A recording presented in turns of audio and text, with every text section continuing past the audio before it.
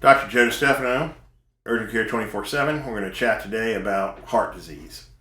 Heart disease is a very important subject because it's your heart. Your heart starts beating, you're dead. So, heart disease, generally when we first talk about heart disease, we talk about hardening of the arteries, coronary artery disease, heart attack. This happens with the three main arteries of your heart. They start to get plaque inside them, and it starts to interfere with the blood flow in those arteries. Those plaques can rupture.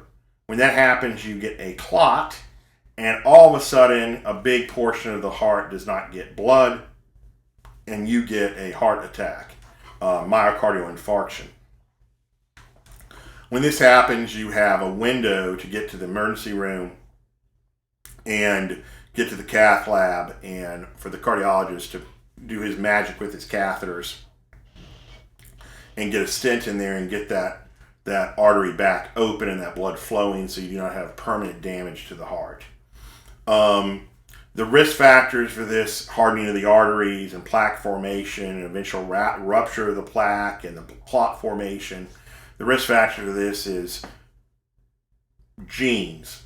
Genetics really are huge in this. Do you have a family history of heart attacks? Family history defined as a first-degree relative in their 50s who had a heart attack. That is huge. In my clinical experience and in the literature, family history beats almost every other risk factor in this. You are what your genes are in this disease to a large extent. Another thing is smoking. I try to get all my patients to quit smoking. They all focus on lung cancer or COPD. And I explain to them that the lung cancer and COPD are going to kill you only if the heart attack does not kill you first. Smoking is a huge risk factor for getting those plaques in your arteries, plaques in other major arteries in your system, and causing strokes, heart attacks, erectile dysfunction. Smoking just ruins your whole vascular system, including the arteries that supply your muscle of your heart. Another risk factor is high cholesterol, or what we call coronary artery equivalents, which is type 2 diabetes.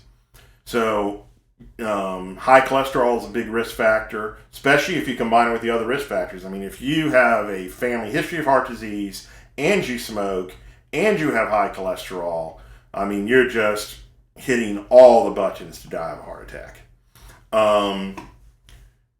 Diabetes is what we call a coronary disease equivalent for looking at everything else. That means that if somebody is diabetic, you just treat them like they already have hardening of the arteries. You give them the statins to lower their LDL less than 100.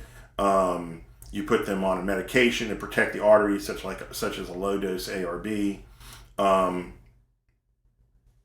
You keep the blood pressure controlled. So these are the things when we're talking about heart attacks and hardening the arteries that really matter. The other things that cause heart disease is hypertensive heart disease. The heart is a muscle like your bicep, like your thigh muscle. If you have high blood pressure, it's more effort for that heart muscle to pump that blood against that pressure head. So your heart muscle gets big, it gets tired, you get enlargement of the heart. So we call that hypertensive heart disease. Hypertensive heart disease, it's important to control the blood pressure, have good blood pressure control. With that type of heart disease, if the blood pressure is controlled and the lifestyle modification is done, that heart disease can actually improve, can regress. Whereas if you do not take care of your high blood pressure and you get hypertensive heart disease, especially once that high blood pressure starts to affect your kidney function, you will start to have congestive heart failure. We call diastolic heart failure, from the heart pumping too hard. So that is another aspect of the subject of heart disease. That ties in to good high blood pressure control. Another type of heart disease you can have is what we call systolic heart failure. This is poor pump, weak heart. weak pump function. A normal heart will eject about 60% of its blood in one beat. If it is only ejecting 30% of the blood, that means that heart has to pump twice as hard to get the blood out. Twice as many times is a way to think about it. It's 50% less effective than a normal heart at doing its job. How do you get an ejection fraction of only 30%? Well, you could have had heart attacks and part of your heart has died and you have less heart muscle and that muscle does not come back. So you have now what we call a ischemic cardiomyopathy. You have weak heart due to lack of blood supply. Another way you can get a weak heart muscle where it does not pump well is your heart has too much iron in it. It's overloaded with iron from hemochromatosis. That can cause a condition where your heart is weak. You could have a weak heart muscle because you haven't seen the doctor, you haven't had any lab work done in a while, and you have untreated hypothyroidism, and your thyroid has now affected the muscle composition of your heart, and your heart has become weak because of lack of thyroid hormone. So with your heart, a lot of other disease processes can affect it, is what I'm saying. It's a complicated subject, but it goes back to good primary care, good basic health care, taking care of yourself, getting regular checkups. If you have diabetes, keeping it controlled. If you have high blood pressure, keep it under good control. If you have high cholesterol, get that down. Diet and exercise, if that doesn't work, the statins. Coenzyme Q10 as a supplement.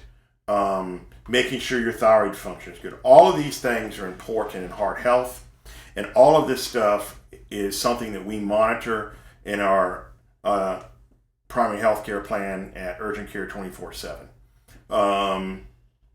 Thank you for taking this time to listen to my chat on this. Dr. Joe DeStefano for Urgent Care 24/7. Life is 24/7, and so are we.